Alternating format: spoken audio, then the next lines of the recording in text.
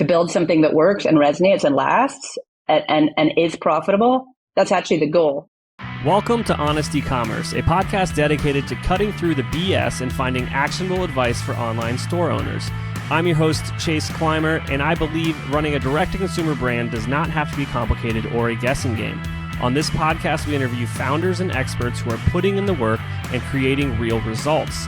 I also share my own insights from running our top Shopify consultancy, Electric Eye. We cut the fluff in favor of facts to help you grow your e-commerce business. Let's get on with the show. Hey everybody, welcome back to another episode of Honest E-Commerce. I'm your host, Chase Clymer, and today I'm welcoming to the show Emma McIlroy. She is the CEO of Wildfang, a fast-growing apparel brand on a mission to smash gender norms in fashion. Emma, welcome to the show. Oh, I'm pumped to be here. Thanks for having me. I'm excited to chat. Just quickly, what are you guys actually selling online? What are you guys up to over there? We sell phenomenal blazers, really great workwear. Think about your coveralls, overalls, jumpsuits. We sell awesome fitting pants with real pockets. And we sell a lot of button-ups without boob gaps. So those are some of the key things that we're doing over here. That's amazing. Now, take me back in time to an Urban Outfitters. Where did the idea for this business come from? Yeah, I had a really sweet gig at Nike. I had no plans to leave. And I'm a big sports nut. So I was at the best brand in the world doing the best brand marketing in the world. So I had no plans to start my own business, but my best friend had this idea. We walked into an Urban Outfitters and I was looking for a graphic tee that was pretty bold and provocative. Like if I can look like I rolled out of, Mick Jagger's wardrobe most days, like that's a good look for me. I'm pretty happy. Maybe a little Keith on occasion. And so I was looking for a really bold graphic tee. She was looking for a great blazer, like real pockets, real buttons, nice lining. And we were in the women's section and, the only t-shirt option was like wildflowers and florals that had really scoopy necks and flowy waistline, which is cool if that's your jam, but there was like no options. And then she wanted a blazer. The only blazers in there flared at the hips. They had the fake pockets where only your fingernail fits in. And we sort of wandered chit-chatting and we ended up in the men's section. And then it was like all of those, like when you find the Holy Grail in Indiana Jones, like all the noises and choirs went off. And it was like, whoa, all the great blazers and graphic tees are in the dude section. Like, what is that about? And there were just all these bold graphic tees. There were photographic tees. There were verbiage graphic tees. They were just super cool range. And then there were all these amazing blazers that were really well tailored, really great fit and features, really great lining, really great pockets. And of course, none of them fit us because, we have slightly slimmer shoulders and slightly slimmer frames. And so I put the graphic tee on. It had a really high crew neck and it didn't fit my hips. And she's 5'2" and she put on the blazer and it just looked like it was drowning her, right? And so that was the moment where it was like, well, look, I get that there's tons of different body types out there and we need to make clothes for those body types, but it's really weird to segregate and to remove style choices just based on gender. That's very odd. That doesn't really make sense. And so that was kind of where it all started. It was right there. And she was going to do it. She was like, I'm going to open a small store in Portland. It's just going to be this little store where I take my dog to work every day. And I was like, this e-commerce thing seems kind of important. Seems like a lot of people have websites. This was about 10 years ago. And so, I came on board and we decided to make it a little bit bigger than that little shop in Portland. And, 10 years later, we're still having fun. So that's amazing. Now, so she started the business, started the brick and mortar. And then you came along and helped with the kind of establishing the e-commerce presence. How long was the brick and mortar kind of running and going through the growing pains? No, we did launch them together. It was more of she didn't want it to be any bigger than that little bricks and mortar. And I kind of ruined that plan. I kind of said, I think we can do something bigger. So we both quit our day jobs at Nike. We cashed in our 401k. We moved out of, the places that we were staying in into friends' basements and things like that. And, and we launched the website and the physical retail, pretty much side by side. And, made every mistake in the book as we did it. Well, you obviously it's Have you ever seen, there's this really funny meme on Reddit. It's like about drawing an owl. It's like you draw the eye, you draw the thing here, then you draw the whole owl, right? It's like, whoa, hold on. There are a couple steps in there that you forgot to leave, you forgot to tell me about. So what was launching the business? Just walk me through it. Like, it isn't just throw up a shop and call it a day. Like, how long did that take from kind of the ideation to actually turning, I'm assuming, the Shopify site live, if that's what you launched on? Oh, I wish I'd launched on Shopify. Dear goodness, if only I'd launched on Shopify. What a terrible mistake. I told you I've made every mistake. I launched on Magento, which is a great platform for some people who have very specialized needs, and it was completely the wrong platform and the bane of my life for about 7 of those 10 years. Actually, our launch was one of the most successful things we did. We just, you have so much time to focus before you launch. So you have so much time to get things right. And then once you launch in retail, suddenly it's like, oh my God, like there's all this stuff that needs to constantly happen. We need to ship packages. We need to send transactional emails. We need to place ads. It's like a constant whirlwind. But actually, those couple of months before you launch, like you really get time to focus. And I think that's actually a great lesson as you look forward of like, how do you recreate that space in your business? So we launched with a teaser site. I mean, some of this is going to feel dated for you, Chase, but at the time it was very successful. We learned a lot from Fab and how Fab launched. And so we did kind of a landing page with a really powerful video and a really powerful manifesto and just an email capture. And we did no paid media. We had no money. That's why we did no paid media. And 20,000 people signed up in 30 days. Just purely through press, word of mouth, and social virality, which obviously are the channels as a brand marketer you hope you're good at, right? Is the earned and owned channels, particularly earned. So yeah, we had this really great launch, and it's funny when you look back on it because the manifesto didn't quite tell you what we did, and the video didn't have any of our product because it hadn't arrived yet. So they were just these two like pieces of content that brought a feeling to life. And then a whole bunch of people decided they liked that feeling and signed up. So yeah, we launched about a month after that landing page went live. We had a whole flurry of great press hits. I think the idea came at the right time. And like I said, the content that we put out there was pretty powerful. And then, by April we were live and selling product, but we started as a third party business. So we were selling other people's products. Wildfang only became vertical. We only started making our own product about 4 years ago. Okay. You got to walk me through how you get 20,000 emails. And you said press played a big key in that. Now, did you guys have a PR team, or were you writing journalists personally like, hey, maybe cover us, please? Yeah, that was me. I pressured so many people. I did so many weird and wonderful things to get people to pay attention to us. But it's funny, again, I'm just thinking about this in real time. Like when you have no other options, it's interesting how creative you get and how good at you get at the options you have left. So we didn't have a penny to spend on paid. So, and none of us had done paid before. My background was brand marketing at Nike, so I didn't know anything about paid. So it just wasn't an option on the table. And we did what we knew how to do, which was we grabbed a group of celebrities and influencers who we could get to.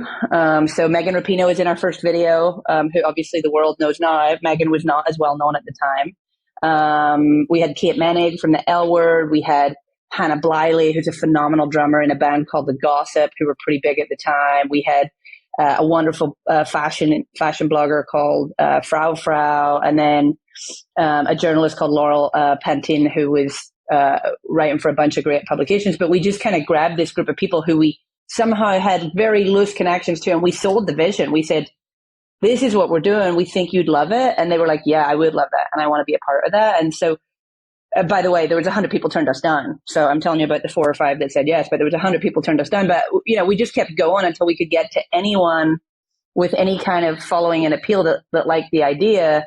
And the key thing about those people is they came from different worlds. So they spoke to different audiences. So Megan obviously spoke to a sport audience. Kate spoke to, through the L Word, she spoke to a queer audience. Laurel and Frau Nadia spoke to a fashion audience, right? So like we were speaking to different audiences in the way that we brought it to life. But, I think what made it successful was we had these different personalities in there. that also collectively were odd. You were like, what the hell are these people doing in one place at one time together? This makes no sense. So, there was we piqued enough interest. We spoke to enough audiences. We were lucky enough that those phenomenal humans agreed to come and shoot a very cold video in Portland with us. And then, man, we hustled, Chase. The person who wrote our manifesto, Vanessa, is in a pretty senior position at Wieden+Kennedy.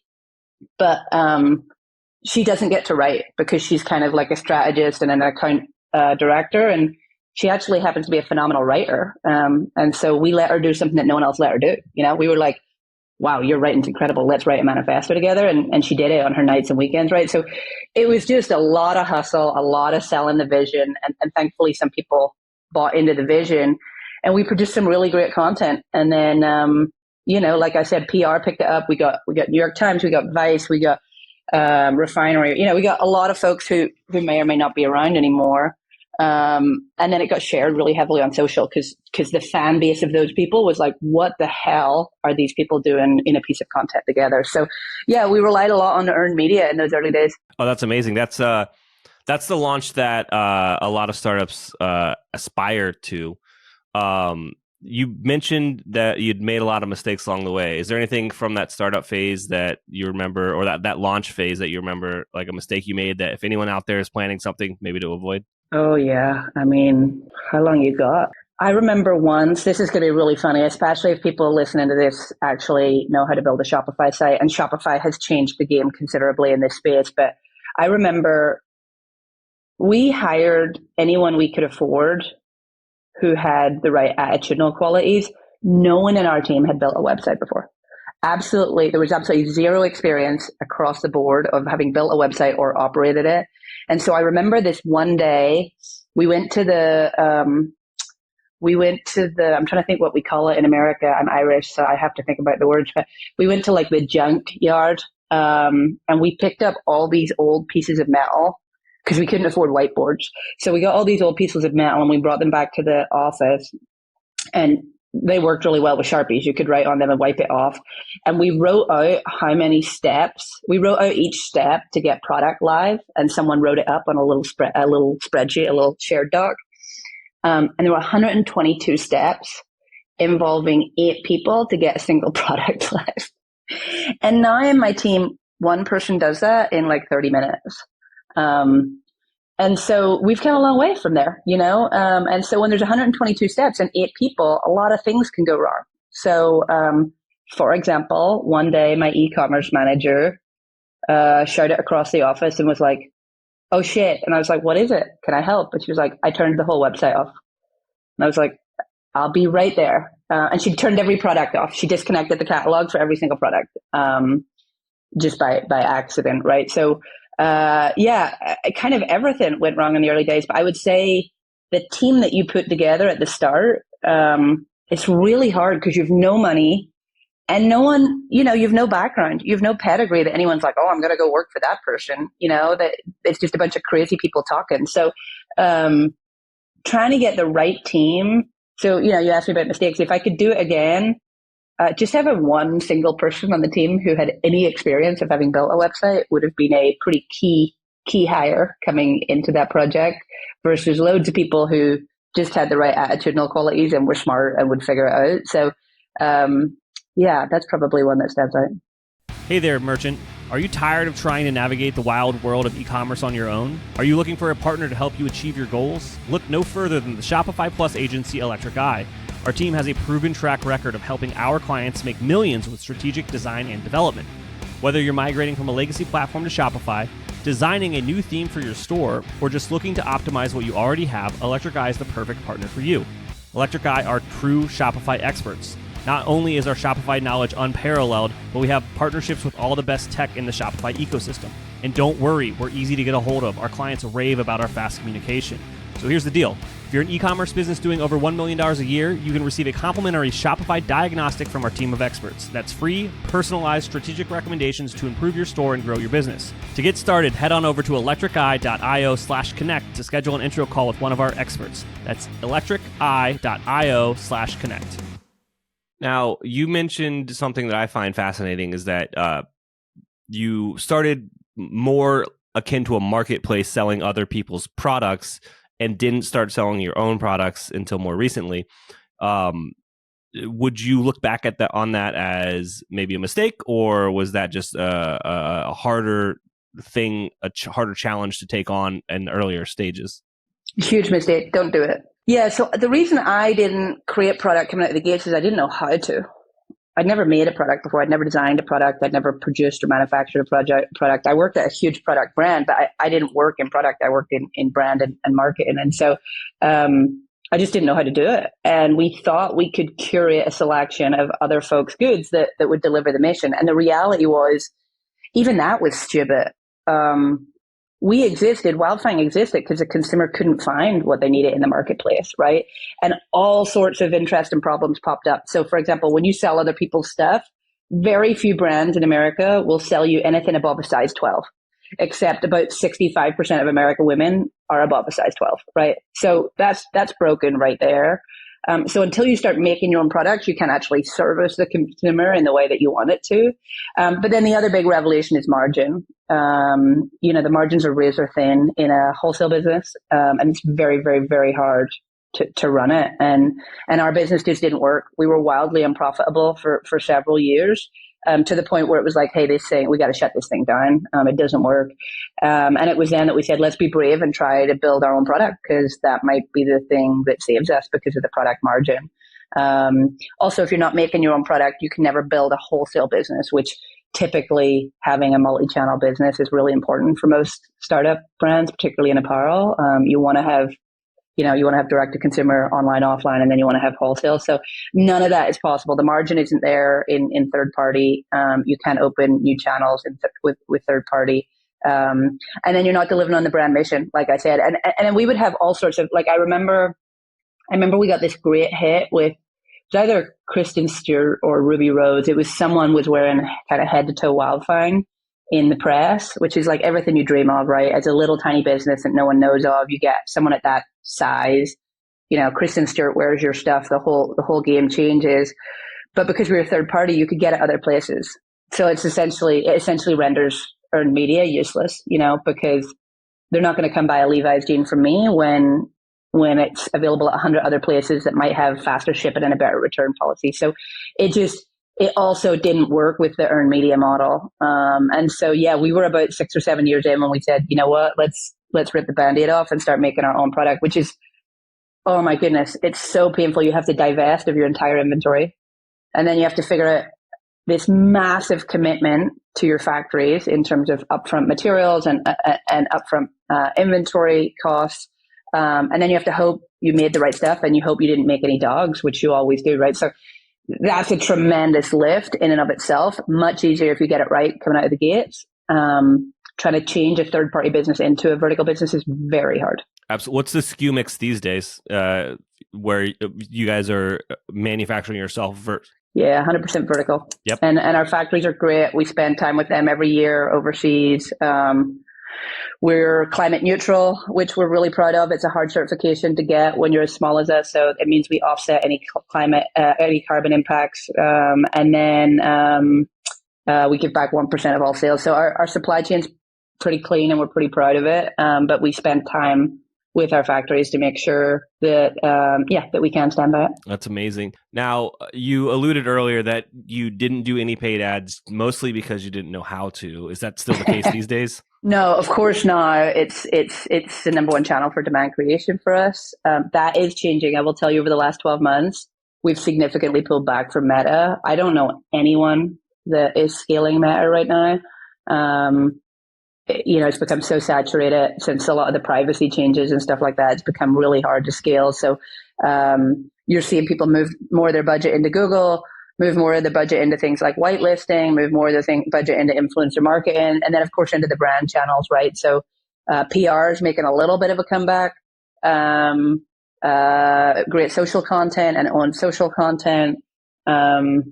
But yeah, you're starting to see a big mix shift from us in the last 6 to 12 months. That's amazing. Now, is there anything I didn't ask you about that you think would resonate with our audience?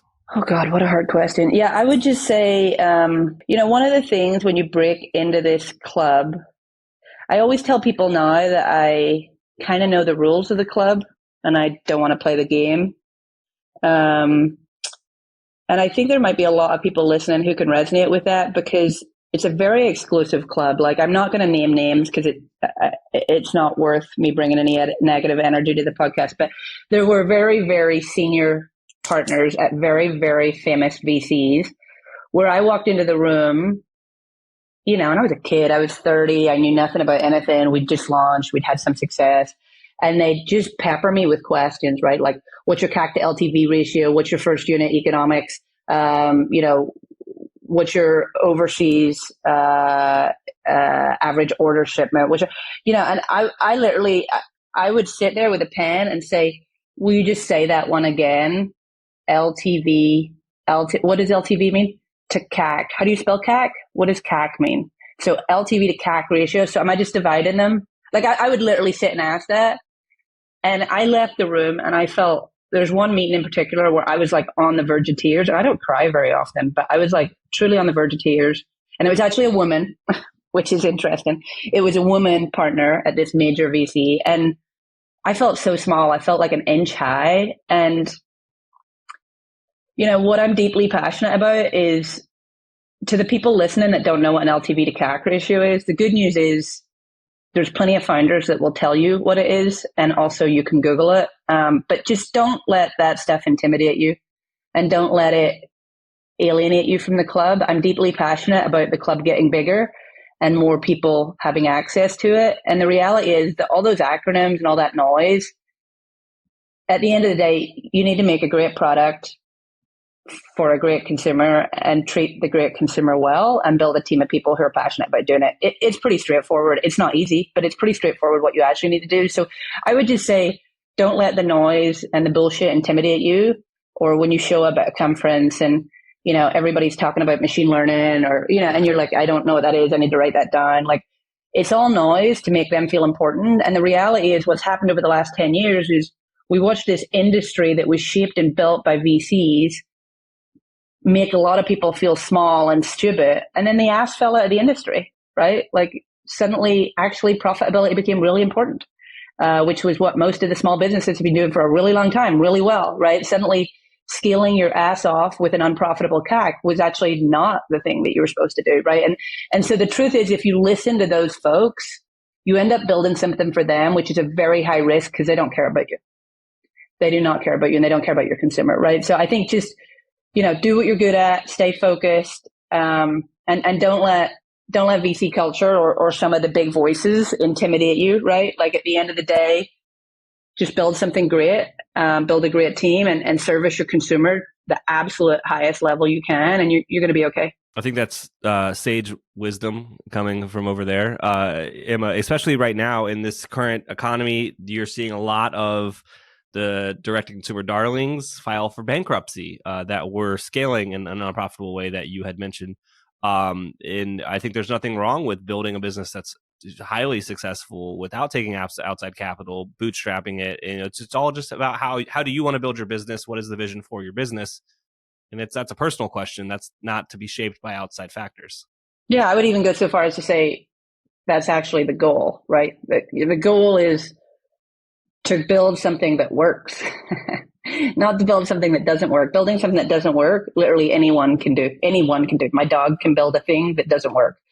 To build something that works and resonates and lasts and is profitable, that's actually the goal, right? And so, yeah, I just feel like sometimes in e-commerce, it's like, here's the shiny next thing, here's the shiny next thing, here's the shiny next thing. And the truth is, if you spent all your time following the shiny next thing, you would be out of business real quick. Like the number of times I've heard, have you seen this business? They're selling direct through Facebook Messenger, and you're like, yeah, that lasted 3 minutes. And also it works for their business. Their consumer is a 65-year-old grandmother who's technology phobic. That is exactly the way to sell to her. It's not right for Wildfang. My consumer's 32 in a professional environment and spends 2 hours a day on TikTok. Like, I don't need to sell to them through Facebook DMs, right? Like, so I think, I would encourage entrepreneurs to just remember what they're good at and their strengths are and just be brave about following it. Because sometimes that outside noise gets real loud and builds a lot of insecurity. And I've just been around long enough. I've been doing it for 10 years. It's just noise. Yeah. I think we call it the advice tornado. There's just so much going on here. And what works, just like what you said, what works for them may not work for you because it's not what your customer wants. 100%. Building a business is straightforward, and there's a million different tools and bricks and blocks that you can use to make your business work. But it's just how you put them together. It all goes back to your customer and the problem that you're solving and how it does it for them. When we came out of COVID, Chase, everybody said, in the midst of COVID, everybody said, we were caught in 3 horrible crosshairs. 50% of our inventory came from retail. We had long lead inventory, so you place a bet on the inventory. You do your inventory planning typically a year out, which means when you're up 75% and then you go to down 75%, inventory planning is effectively broken because you now have 3 years of inventory on hand and you do not want any new shipments. And then the last thing is we had a product that, guess what, no one wore, because no one wore a suit in 2020. They wore sweatpants and Crocs. And we did not sell either of those items. And everyone said to me, you got to kill your suit business. Just become jumpsuits. Just kill all of your occasion-based stuff. No one's buying it. Do you know what the number one selling style was for us as we left the pandemic? Top selling category of 2022? Suiting. So where am I if I'd listened to the noise and killed that whole business? And I come into 2022, and you only have to look at brands like, who I deeply admire, by the way, brands like Crocs had the best year of their history in 2021. Couldn't match it 2022, right? So that's my point about the noise. You have to sit in your bed at night in a dark room and say, did I do the right thing? And none of those voices are going to be there when the shit hits the fan. So I would, that's an example for me of just doing what you believe is right and blocking out the noise. That's great advice, Emma. Now, if I've been listening to this podcast and I feel that Wildfang resonates with me and I want to check out the products, where should I go to do that? Come hang with us on social. We just got the most amazing new social managers in, and they are they're doing a lot of fun stuff over on the old socials. So come hang with us on Instagram. We are Wildfang. At We Are Wildfang. Also, I'm sure everyone who listens to this can find Wildfang on Instagram. That seems like a thing that they would be able to do. But yeah, come hang with us. If you decide that it's cool, obviously, you know how to get to the website. But yeah, I would just say come hang with us on social and have some fun.